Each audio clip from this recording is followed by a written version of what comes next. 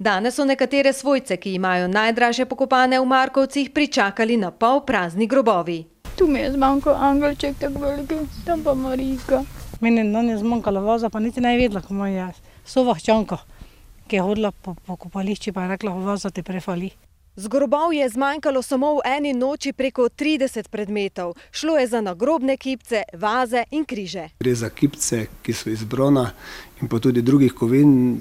Storilci so pač imeli namen te kipce ukrasti in jih seveda kot kovine prodati in s tem zaslužiti. Poln avtomobil predmetov iz pokopališča so policisti odkrili pri kontroli prometa. Domnevna storilca sta sicer stara znanca policije, oba iz Maribora. Nad njunim dejanjem so svojci pokojnih zgroženi. Mrtve ne pestijo primere. Normalen človek to ne bo šel delati, ne? To ni fer, da še mrtvi na pokopališče ne dajo miru. To je žalostno. Domačini ne pomnijo, da bi se kaj podobnega dogajalo v preteklosti. Sveče so, pa take stvari, pa rože, to pa ne vem. Edino sveče bilo. Zato takšna dejanja obsojajo. Da bi samo tace posušile. Sramotna, da nosa do smrti, kako dolgo da živi. Prepričani so, da bo v prihodnje še hujše. Kaj nam bo zašvasano, pa močno zabetonirano, bo vse odišlo. Mislite? Tako. Če še rože vkradnejo. Da le ne bo prostor, kjer se spominjamo pokojnih, v prihodnje zaradi tovrstnih dogodkov obzidan in zaklenjen.